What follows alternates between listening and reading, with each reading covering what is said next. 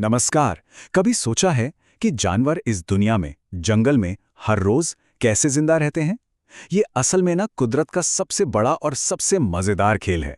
और आज हम इसी खेल के कुछ सीक्रेट्स, कुछ नियमों को समझने वाले हैं। तो चलिए शुरू करते हैं इस कमाल के सफर को। तो सबसे बड़ा सवाल यही उठता है, जंगल में जिंदा रहने के लिए आखिर चाहिए क्या? ये सिर्फ ताकत का खेल नहीं है, बिल्कुल नहीं। ये है खुद को माहौल के हिसाब से ढालने का, यानी अडैप्टेशन का। चलिए देखते हैं कि कुदरत के पिटारे में क्या-क्या शानदार समाधान मौजूद है। देखिए, सबसे पहले ये समझना जरूरी है कि प्राकृतिक आवास होता क्या है। आसान भाषा में कहें तो ये किसी भी जानवर का अपना घर है। और हर जानवर अपने इस घर के लिए, अपने माहौल के लिए एकदम परफेक्ट तरीके से बना होता है। जरा सोचिए, एक ऊंट जो रेगिस्तान के लिए बना है, या फिर एक मछली जो महासागर के लिए। सब कुछ उनके आसपास की दुनिया से जुड़ा हुआ है। तो पहली चुनौती क्या है? खुद को बचाना। और इसके लिए कुदरत ने कुछ ऐसे कमाल के कवच बनाए हैं ना, कि आप हैरान रह जाएंगे। ये कवच हैं जानवरों के शरीर के बाहरी हिस्से, उनकी सबसे पहली और सबसे जरूरी डिफेंस लाइन। जैसे कि ये शल्क या स्केल्स, ये सिर्फ सुंदर दिखने वाले पैटर्न नहीं है। असल में ये मछलियों और सांपों के लिए एक वाटरप्रूफ और लचीला सुरक्षा कवच हैं। ये उन्हें शिकारियों से तो बचाता ही है, साथ ही पानी में तेजी से और आसानी से तैरने में भी मदद करता है। और फिर आता है खोल, माने कि एक चलता फिरता किला। एक कछुए या घोंघे के बारे में सोचिए। जैसे ही खतरा महसूस होता है, वो फौरन अपने इस मजबूत से घर में छिप जाते हैं। है ना कमाल की पर्सनल सिक्योरिटी। और पंखों की बात करें तो वो सिर्फ उड़ने के काम नहीं आते, वो तो एक मल्टी टूल की तरह हैं। वो पक्षियों को गर्म रखते हैं, उन्हें बारिश से बचाकर सूखा रखते हैं, और हाँ, उड़ने में तो मदद करते ही हैं। ये तो ऐसा हुआ जैसे एक ही चीज में रेनकोट और कंबल दोनों मिल गए हों। अब बर्फीली जगहों पर फर और ऊन का ही राज चलता है। जरा इस पोलर बेयर को देखिए। इसका मोटा फर इसे जमा देने वाली ठंड में भी गर्म लगता है। ये है कुदरत का सबसे बेहतरीन विंटर कोट, स्टाइलिश भी और फंक्शनल भी। चलिए अब एक ऐसी तरकीब की बात करते हैं जो किसी जादू से कम नहीं लगती, और वो है छलावरण, यानी कैमोफ्लाज। ये एक तरह से गायब हो जाने की कला है, अपने आसपास के माहौल में ऐसे घुल मिल जाना कि कोई देख ही ना पाए। कैमोफ्लाज भी दो तरह का होता है। कुछ जानवर जैसे पोलर बेयर, वो पैदाइशी अपने माहौल से मेल खाते हैं, और कुछ दूसरे जैसे कि गिरगिट, वो तो रंग बदलने के उस्ताद होते हैं, किसी भी बैकग्राउंड में फिट हो सकते हैं। एक तरीका ठहरा हुआ है तो दूसरा बदलता हुआ, पर असरदार दोनों ही हैं।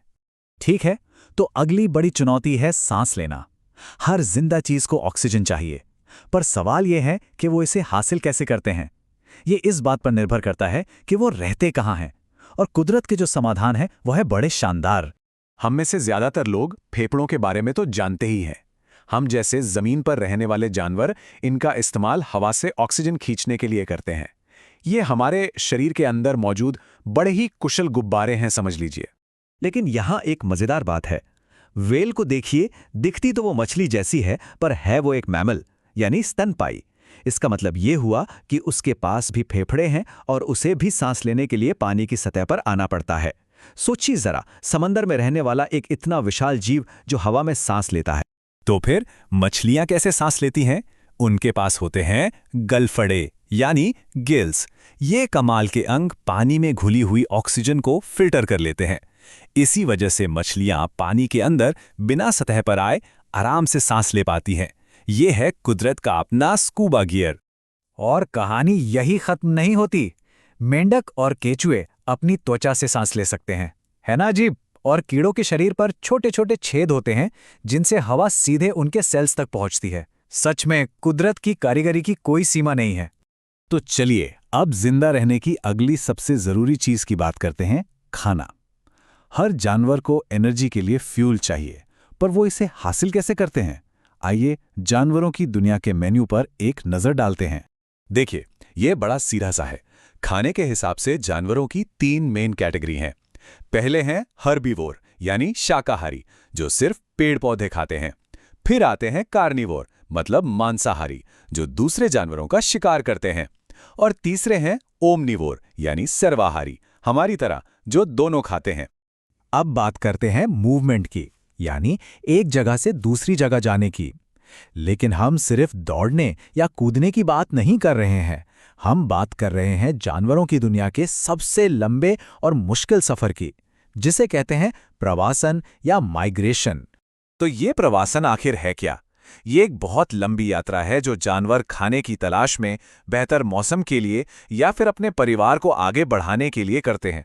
ये एक बहुत ही मुश्किल और खतरनाक सफर होता है, लेकिन जिंदा रहने के लिए ये बेहद जरूरी है।